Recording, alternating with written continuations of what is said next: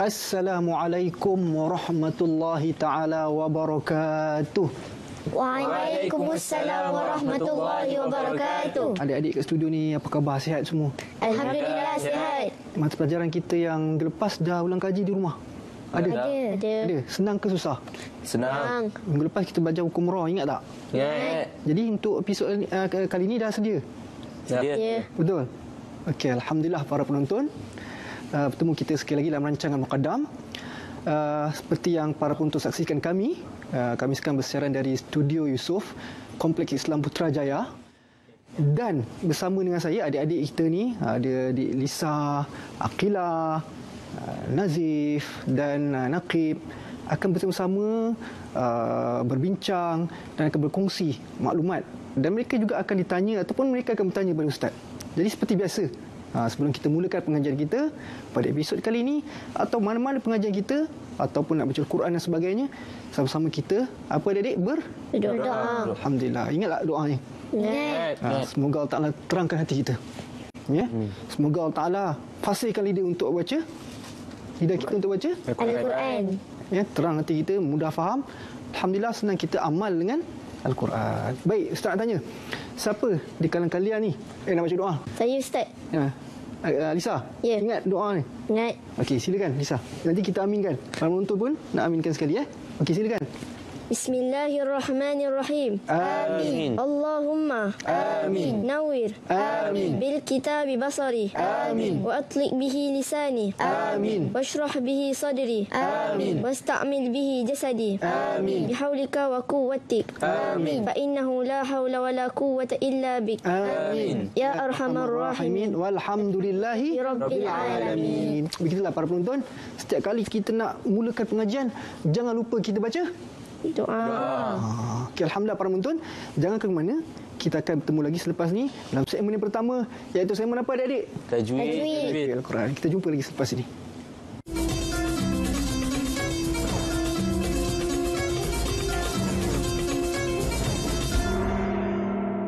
Alhamdulillah para penonton, kita kembali lagi dalam rancangan apa adik-adik? Muqaddam. Alhamdulillah. Jadi untuk segmen pertama ni, segmen tajwid. Dan sebelum kita membincangkan ilmu tajwid, agak-agak surah apa kita nak baca ni? Surah Al-Alaq. Ayat berapa? Ayat 4, ayat 4 dan 5. 4, 5. 2 ayat saja kita baca hari ni. Ya para penonton, 2 ayat saja kita baca hari ni. Jadi para penonton jangan lupa sediakan apa? Buku catatan. Mana tahu ada kesilapan atau mana tahu ada input tambahan kan, untuk kita catat supaya kita ingat dan kita belajar. Ya. Baik. Ayatnya adalah Bismillahirrahmanirrahim. Allazi 'allama bil qalam 'allamal insana ma lam ya'lam. Baik. Jadi seperti biasa, para penonton, Ustaz akan baca dulu dan adik-adik di sini akan ikut Ustaz, dan para penonton juga boleh ikut ya, secara terusan begini, talaqi begini, dan pastikan jangan ada yang salah. Boleh ya? Boleh. Boleh. أعوذ بالله من الشيطان الرجيم أعوذ بالله من الشيطان الرجيم. بسم الله الرحمن الرحيم بسم الله الرحمن الرحيم. الذي علم بالقلم الذي علم بالقلم علم الإنسان ما لم يعلم علم الإنسان ما لم يعلم. Sadaqallahul Azim. 2 ayat saja. Ya. Baik para penonton. Kalau kita lihat di skrin TV kita ni, ya. Okey, ada adik studio juga. Ya. Cuba kita tengok ada berapa kalimah yang dimerahkan di sini. Allama 1, bil qalam 2, al insana 3, ya. Dan terakhir ya'lam. Ada berapa semua? 4. Ada 4 kalimah. Ini 4 kalimah ni adalah 4 kalimah yang selalu dibaca salah. Ya, biasanya melakukan kesilapan. Jadi kita nak tengok apakah kesilapan yang berlaku dan macam mana kita nak betulkan. Baik, kita tengok. Ya. Baik. kesalahan kalimah yang tadi itu, allama bil qalam, dan apa satu lagi? Al-insan dengan ya. Baik. Allama, biasanya huruf lam ini sepatutnya ada sabdu, betul? Betul. Para penonton ada sabdu. Tapi dia baca alamal insana ma lam ya'lam, apa yang tinggal? Tak ada sabdu. Tak ada sabdu. Ya? Jadi huruf lam dihilangkan sabdunya. Alamal insana ma lam ya'lam, allama maksud lain. Kalau allama maksud lain. Ya? Jadi hati-hati kalau lam ini ditinggalkan sabdunya, maksudnya lain. Boleh masuk alam tu masuk apa tahu? Tahu masuk alam tak ada sabdu. Masuk alam yang tak ada sabdu maksudnya bendera. Apa dia? Bendera. Kalau ada sabdu maksudnya apa? Yang mengajarkan. Tu kalau ada sabdu maknanya dia adalah kata kerja, perbuatan. Kalau tak ada sabdu maknanya dia bendera, kata nama saja. Jadi dah berubah maknanya. Baik, hati-hati. Jadi nak tak nak lam kena letak sabdu. Baik, kedua, bil qalam. Apa yang berlaku kesalahan? Kita tengok dulu. Qaf, huruf qaf dibaca tebal. Tapi apabila dibaca tak tebal, bunyilah bil kalam ka. Bil kalam, bukan bil qalam. Qalam ni pena. Jadi kalau baca qaf ditukar kepada kaf, bil ka, kalam. Apa maknanya? Bil kalam. Kalam berkalam. Kata-kata. Kata-kata. Nampak lain pula maknanya. Ya. Kalau qalam tadi maksudnya apa? Pen. Kalau kaf ditukar bil kalam, apa maknanya? Kata-kata. Ataupun ungkapan kan, cakap dan sebagainya. Jadi hati-hati. Bil kalam ataupun kalimah dan sebagainya. Hati-hati tengok. Berubah satu huruf aja, makna pun berubah total. Baik. Al-insan, kalimah ketiga. Nun mati bertemu dengan huruf sin. Nun mati bertemu dengan huruf sin. Agak-agak ni ikhfa apa? Kalau ditulis kat sini dibaca secara ikhfa. Ikhfa apa tu? Ikhfa Hakiki dan dengung. Baik, ikhfa tu macam mana? Apa maksud ikhfa? Ikhfa ni para penonton, secara ringkaslah ya. Sebab ni perbincangan yang panjang. Ikhfa ni maksudnya kita sembunyikan ya, nun tadi tu, nun mati, nampak ni? Nun mati ke dalam huruf apa? Sin. Ataupun ikhfa ada 15 huruf. Salah satu sekarang ni ada huruf apa? Sin. Jadi nun mati kita masuk dalam huruf sin. Jadi kita sembunyikan nun tu ke dalam huruf sin. Kalau jelas al-insan, insan, nampak tak? Jadi macam mana dia sembunyikan nun tadi? Al-insan. Jelas lagi tak nun tu? Samar-samar kan? Itu nama dia disembunyikan nun ke dalam huruf sin. Itu nama ikhfa. Lagi sekali. Al-insan. Cuba. Al-insan. Cuba jelaskan nun tu. Cuba Nazif jelaskan nun. Al-insan. Lagi sekali. Al-insan. Itu jelas. Ya para penonton? Jelas. Kalau sembunyi, macam mana Nakib? Sembunyikan nun tu ke dalam sin. Al-insan. Al-insan. Nipiskan lagi sikit. Cuba. Al-insan. Itu sembunyi. Kalau jelas nun tu bunyinya tak diikhfakan. Dengung tapi tak ikhfa. Dia ikhfa hakiki ni dia kena ikhfa dan dia dengung. Al-insan. Cuba. Al-insan. Cuba kita jelaskan. Al-insan. Dengar tak? Insan. Dengar kan? Jelas kan para penonton? Itu tak sembunyi. Itu nama izhar. Izhar yang didengungkan. Kita nak sekarang ikhfa. Nun tu sembunyikan ke dalam sin. Ada 15 huruf semuanya ikhfa hakiki ni. Ya? Ada sin, ada shin, ada sad, ada zai. Tapi cukup kita ambil yang satu ni sebab kita baru jumpa satu kalimah. Ataupun banyak lagi nanti kita akan jumpa nun mati bertemu dengan huruf ikhfa ini. Baik. Kemudian ya'lam. Apa kesilapannya? Kita tengok keterangan ni dulu. Huruf ain dibaca nipis dan rakhawah. Ya? Rakhawah. Maknanya huruf ain ni jangan ditebalkan. Ya'lam. Cuba baca ya'lam. Berat tak? Berat. Berat ke atau ringan? Berat. Kalau ringan macam mana? Biasa je lah. Ya'lam. Ain kat mana makhrajnya? Para penonton, ain kat mana makhrajnya? Ain di tengah hal. Halqum.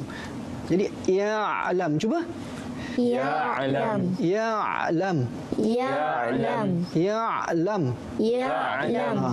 Ya'lam. Ain juga sifat dia salah satunya adalah selain daripada jahar, ya. Dia juga salah satunya sifat pertengahan, ya. Jadi jangan ditekankan kuat-kuat. Jangan dipanjangkan. Ya'lam pun salah, keras pun ya'lam. Ya. Baik para penonton, begitulah 4 kalimah yang perlu kita tekankan. InsyaAllah, jangan ke mana, kita akan kembali lagi, kita berhenti berehat seketika.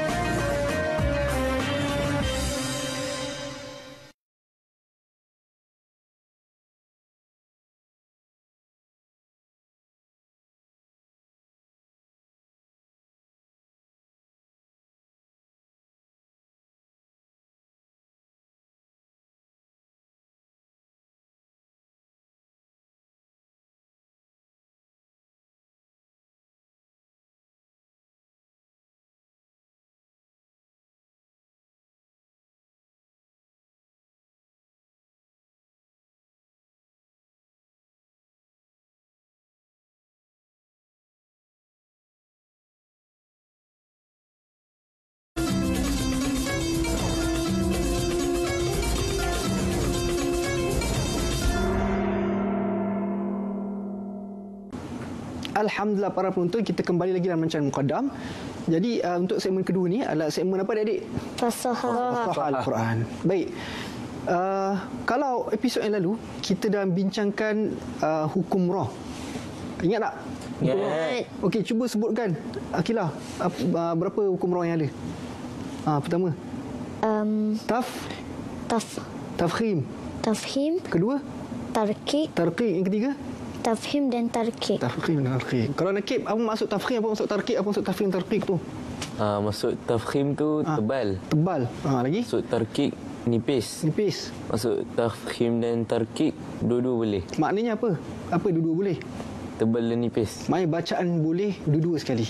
Ya, para penonton, maknanya ra ini boleh dibaca dengan 3 keadaan. Pertama, tafkhim atau tebal.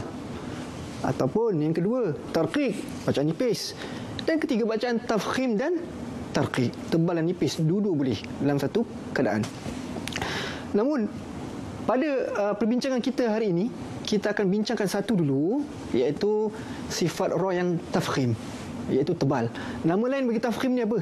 Agak-agak. Apa Nazif? Taghliz. Tafkhim dan taghliz. Ya, nanti kita akan bincangkan tarqiq ataupun tashil. Baik. Di sini, okey, para penonton boleh tengok skrin kita, iaitu tafkhimur ra, penebalan bunyi huruf ra. Ya. Bila ra itu dibaca dengan Tebal. Baik. Kita tengok dulu takrif dia. Tafkhim pada huruf ra ataupun dalam ilmu tajwid dipanggil al-mufakhamah. Apa dia? Al-mufakhamah. Al-mufakhamah. Apa? Sebut lagi sekali. Al-mufakhamah. Itu adalah ra yang tebal. Baik. Terjadi pada dua keadaan. Ra tebal ni dalam dua keadaan. Yang pertama, lazimah, dan yang kedua, aridah. Lazimah ni mesti dibaca tebal, nak tak nak secara automatik memang dibaca tebal. Adapun yang kedua iaitu aridah, dia mendatang. Kita tengok kalimah dia seolah-olah dia ni macam nipis. Kan? Hakikatnya dia sebenarnya dibaca dengan tebal. Ra tu mati tetapi macam baca nipis. Tapi sebenarnya dia lah dibaca dengan Tebal. Itu namanya aridah, maksudnya mendatang. Apa dia? Lazimah bermaksud tanda mati. Tanda mati tu apa? Sukun. Sukun gitu tu. Ingat kan? Tanda sukun. Okey. Atau baris asli pada huruf ra. Baris asli ni maknanya baris tu adalah sama ada baris atas ataupun baris depan. Manakala aridah, tanda mati pada huruf ra. Ra tu mati ketika waqaf atau hamzah wasal terdapat sebelumnya. Okey. Ra tu mati. Ni aridah ni maksudnya ra tu mati. Ya. Tapi sebelum tu ada hamzah. Ada hamzah wasal. Okey, baik. Asas utama ketebalan huruf ra ini ialah mengangkat hujung lidah ke arah langit atas. Ingat tak kita dah bincang dulu kan, ke kubah langit. Kubah langit tu maknanya ke langit atas. Hujung lidah naik ke atas langit. Cuba sebut ar. Ar. Dia ada bergetar sikit. Itu ra. Kalau tak ada getar, itu bukan ra. Itu tak boleh. Ar. Cuba. Ar. Itu mesti getaran sikit. Angkat lidah bertemu langit atas, kemudian ada getaran. Baik. Kemudian ditebalkan bunyi huruf ra ketika dituturkan. Kita sebutkan tadi kan, dia naikkan lidah, kemudian kita tebalkan. Ar. Cuba. Ar. Okey. Ar-ra al-mufakhama atau ra yang tebal ini berlaku dalam keadaan berikut. Ada keadaan-keadaan dia, ya para penonton. Ra ni ada ciri-ciri dia bila dibaca tebal dan bila dibaca dengan nipis. Baik, yang pertama, sekiranya ra berbaris di atas. Kita warnakan. Berbaris di apa? Baris di atas. Baris di atas. Contoh, Ramadana. Cuba sebut. Ramadana. Kita tak baca Ramadana, Ramadana. Kita tak baca begitu. Ya, kalau bahasa Melayu Ramadan, bulan Ramadan, nampak? Kita tak kata begitu. Kalau kita ke Arab baca Al-Quran, Ramadana. Cuba. Ramadan salah. Okey. Kedua, ciri ra yang wajib ditebalkan, iaitu sekiranya ra bertanda sukun dan huruf sebelumnya berbaris di atas. Ra sukun. Kemudian huruf sebelum ra tu baris di atas. Contoh kalimah Maryam. Ra mati. Ra mati. Sebelum ra huruf apa? Mim. Mim baris apa? Atas. Baris atas. Maka ra ni wajib tebal ke nipis? Tebal. Boleh tak baca Maryam? Tak. Maryam. Boleh tak? Tak. Tebalkan. Maryam. Okey, cuba sebut. Maryam. Cuba sebut yang salah. Maryam. Mbak lain kan? Jangan kita bacaan Quran kita sebut jadikan bahasa Melayu. Kita dah 24 jam, andai kata 24 jam kita bercakap Melayu setiap hari kan, baca Quran hanya sejam contoh. Jadi dalam sejam itu kalau kita baca Quran bunyi Melayu juga, maknanya tak ada kesan. Sebab itu paling kurang 8 jam lah kita baca Quran. Baca Quran 8 jam dan ada baki lagi 16 jam, betul tak? Sehari ada 24 jam kan? Jadi 8 jam baca Quran, baki tinggal 16 jam. Maka 16 jam ni bercakaplah Melayu. Jangan 8 jam ni pun nak bunyi Melayu juga. Nanti kalau jumpa kalimah Maryam dalam Quran, dia baca Maryam. Ya Maryama. Ya Maryam, tebalkan.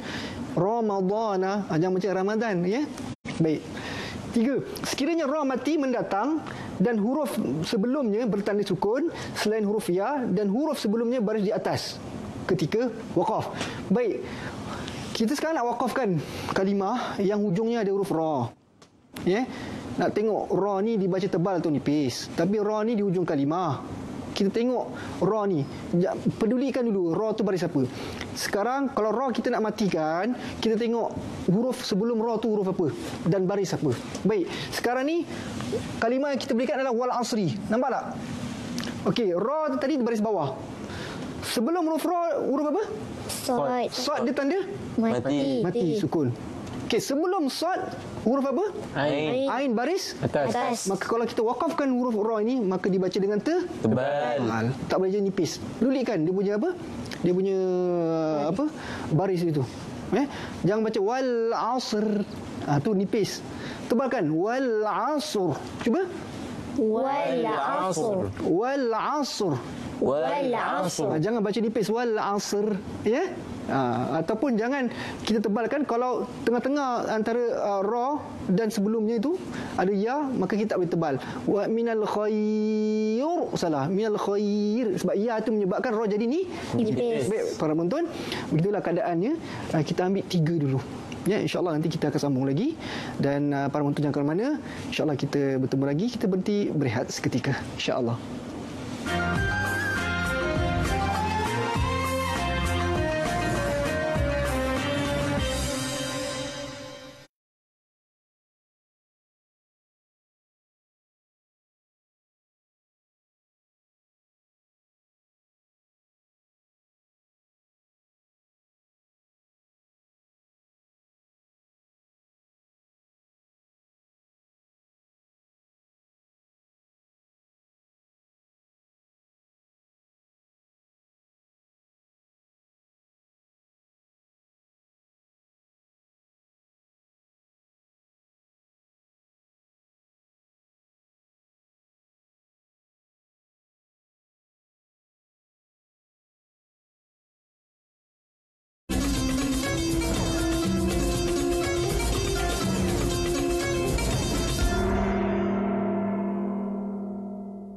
Alhamdulillah para penonton, kita bertemu lagi dalam rancangan Muqaddam. Terima kasih kerana masih setia lagi dengan kami hingga ke akhir rancangan, masya-Allah. Jadi untuk segmen ketiga ni adalah segmen apa adik-adik? Tadabbur apa Al-Quran. Khususnya surah yang kita baca tadi. Iaitu ayat yang keempat dan ayat yang kelima dari surah Al-Alaq. Baik, surah Al-Alaq ayat yang keempat dan kelima ini yang kita baca tadi tu, allazi 'allama bil qalam 'allamal insana ma lam ya'lam, iaitu maknanya yang mengajar manusia melalui pena dan tulisan. Ia mengajarkan manusia apa yang tidak diketahuinya. Jadi surah ini adalah surah Al-Alaq, surah yang sangat bermakna dalam kehidupan Nabi Muhammad sallallahu alaihi wasallam secara khususnya dan kepada kita juga sebagai umatnya, yang mana Nabi adalah sifatnya, khususiatnya adalah bersifat ummi, iaitu tidak tahu membaca dan menulis. Tetapi umatnya dilarang untuk membuta huruf. Bukan buta tidur, buta huruf. Jadi kita dilarang sebagai umatnya untuk tidak tahu menulis dan tidak tahu membaca. Jadi kita di umat Nabi Muhammad sallallahu alaihi wasallam kena tahu menulis. Kena tahu juga apa? Membaca. Dan kita tambah lagi untuk kita faham dan kita hafal. Terutama kalau ayat-ayat Al-Quran macam ni, hendaklah kita baca, dan apatah lagi kalau kita nak amalkan, jadi hendaklah kita hafal. Betul tak? Betul. Okey, jadi surah Al-Alaq ni adalah surah yang ke-96. Iaitu maknanya adalah segumpal darah. Diturunkan di Mekah. Ayatnya berapa? Ada 11. Walaupun macam bilangannya panjang banyak kan, tapi ayatnya pendek-pendek je. Dia tak macam surah Al-Baqarah ataupun surah-surah sebelumnya kan, ayatnya panjang. Jadi surah Al-Alaq ni pendek saja. Baik, kita tengok surah ini, ataupun surah Al-Alaq, ataupun apa nama lain surah ni? Surah Iqra. Jadi kita nak tengok tafsir ayatnya ini, surah Iqra ini ataupun surah Al-Alaq ini. Tengok apa kata Imam Ibn Kathir. Kita rujuk tafsir untuk surah ini, ayat 45 ni daripada kitab Ibn Kathir, salah satu kitab tafsir yang prioriti umat Islam antaranya antaranya, sebab senang faham dan senang mudah untuk kita mutalaah ataupun kita ulang kaji. Baik, apa kata Imam Ibn Kathir tentang ayat ini?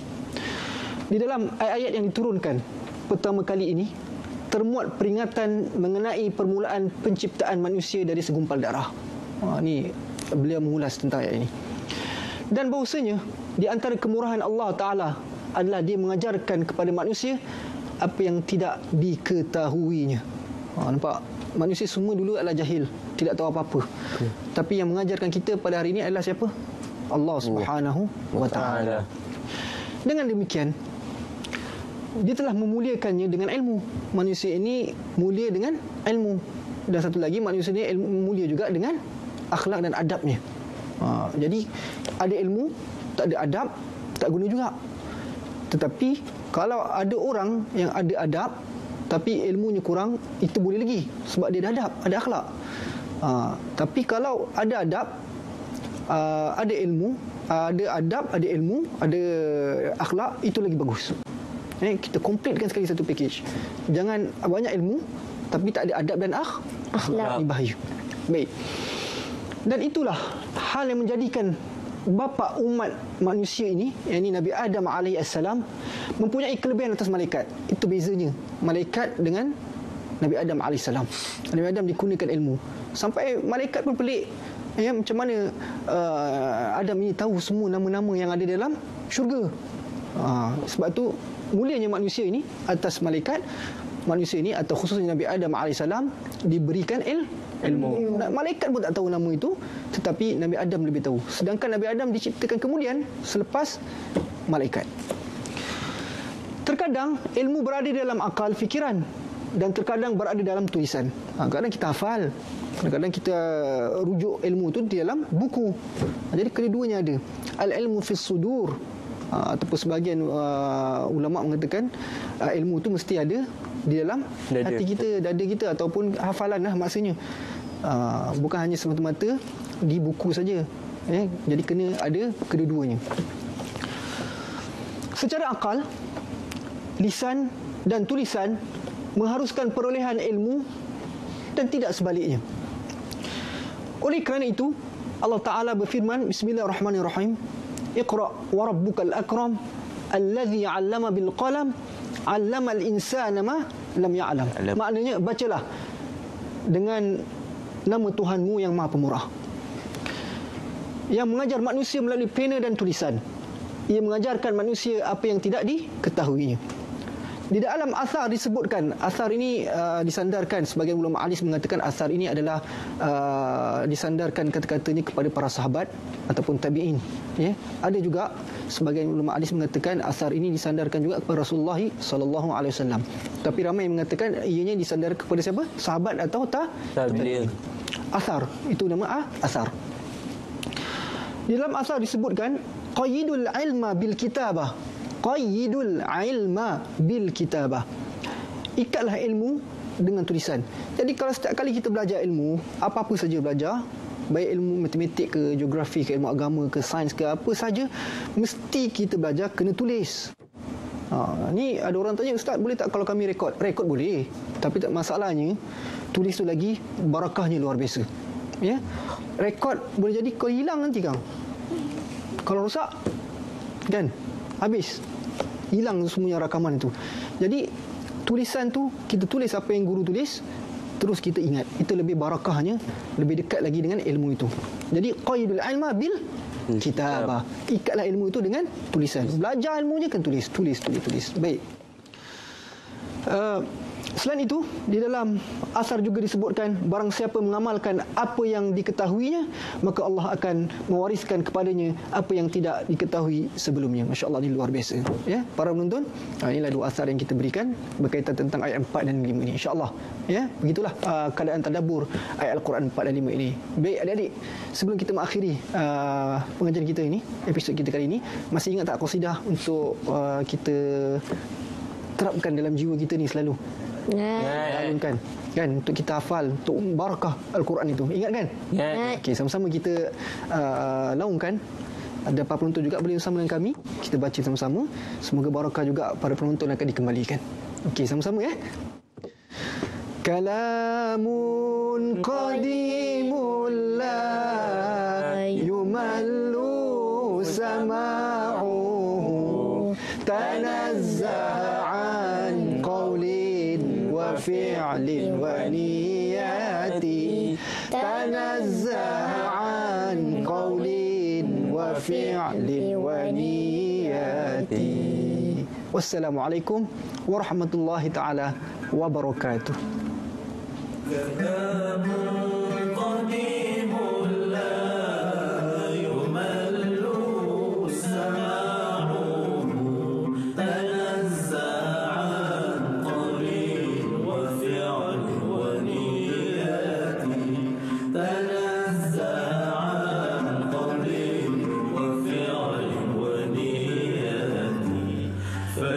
وسهل علي حفظه ثم درسه